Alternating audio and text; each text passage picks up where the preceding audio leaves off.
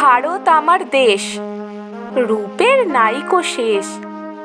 জন্ম নিয়ে এ মাটিতে কাটাই মোরা বেশ। এই দেশেরই মাটি সোনার মতোই খাঁটি। সর্বশক্তি দিয়ে মোরা রুখব শত্রু ঘাঁটি। ভারত মাতার মান রাখব দিয়ে প্রাণ, হয় না যেন কভু তাহার অসম্মান। এই মাটিরই ফুল, এই মাটিরই ফল, হৃদয়ে দেয় দোলা তাহার পরিমল।